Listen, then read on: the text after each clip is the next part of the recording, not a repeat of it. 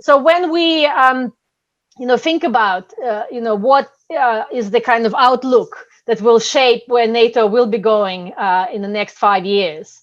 It is clear that it's absolutely going to be a very different world.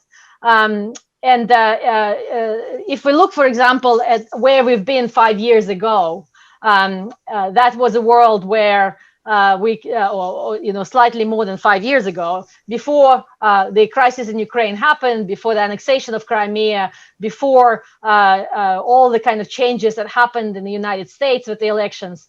And the change in the next 5 years, in my view, is going to be even more disruptive and even more fundamental. And that is the view which existed even before COVID. And of course, COVID made it even more so if we look at where Russia stands and try to kind of measure on a sort of probability scale, what are the likelihood that we will see a fundamental change in Russia in the next 5 years? I would personally think that the likelihood is 3 out of 10, or maybe even 2 out of 10.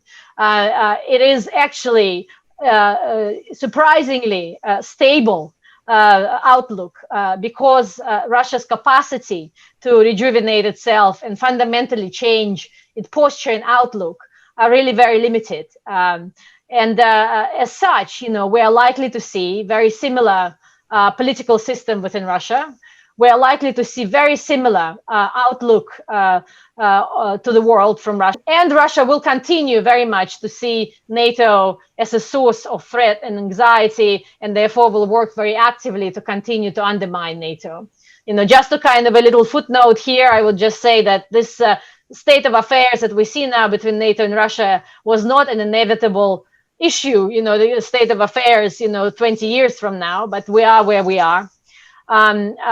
But where will the change likely to come? And I would think that there are 3 areas where the change is likely.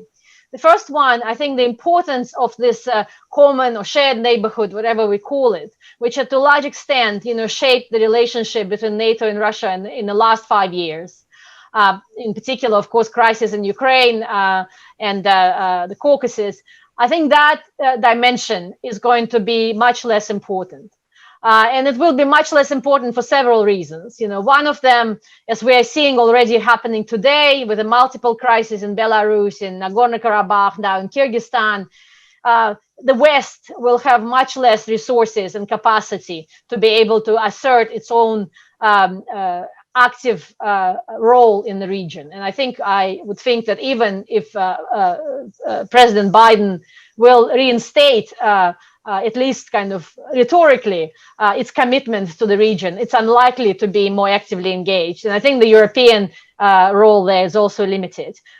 So Russia will find, I think, it's less kind of neurotic to see that from the prism of geopolitical kind of challenges, but it will actually confront the region, which I call it the region in flame, now flames at the moment, with a multiple proliferating crisis, which it will simply not able to handle. And we have seen remarkably limited response from Russia so far to the 3 crises we are seeing at the moment, really underscoring that Russia's pretense for a sphere of influence has been much more rhetorical and psychological and actually based on its capacity or even its real interest, the willingness to act.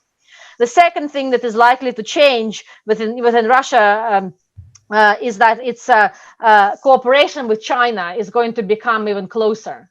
Just as the Europeans are going to be, I think, almost unable to resist being kind of drawn closer to the United States and its position on China, perhaps not maybe as far as Francois is suggesting, but still closer.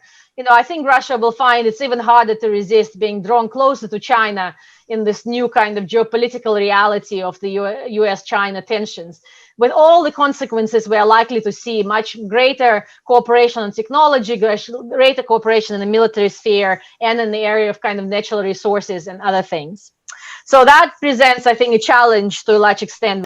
And I think the final issue where I think there will be a major change in Russia is that actually Russia will become, much more opportunistic flare globally than it has been so far. I mean, it was, of course, we've seen with what we've seen in Syria and Libya was the beginning of the trend, but I would argue that Russia will increasingly see its interests not geographically contained, but wherever it defines quite a narrow interest and has a capacity or see the gaps where it can actually exploit those interests, and that those can actually stretch as far as Latin America and South America. It will certainly remain in the Middle East, and of course, it's increasingly also going to be Asia, but probably less so Europe.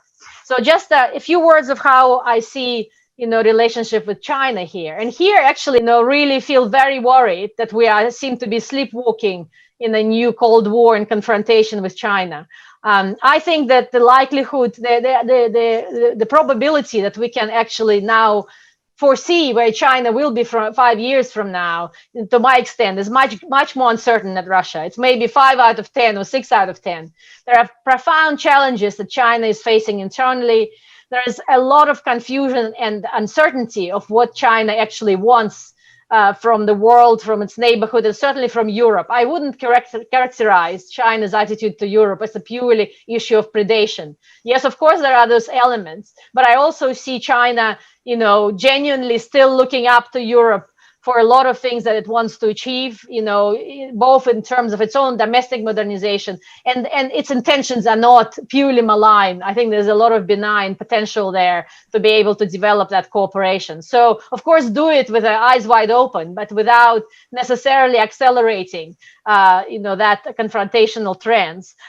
So I think in 5 years' time, China will remain an ideological and technological adversary to the West and to NATO. But I doubt very much that it will become a traditional military adversary and a threat. So I certainly would not consider that to be the case. And just the final point on the domestic challenges, I certainly would estimate that the domestic challenges are by far more uncertain than where either Russia or China will be in 5 years from now. I would give it maybe 8 out of 10. We really have no idea how COVID pandemic and a combination of all the structural changes that we are now seeing in our societies here in Europe are actually going to impact our political systems, our economy, our social stability, our ability to create those kind of technological champions that can compete globally, and our ability to actually be resilient together rather than being resilient apart.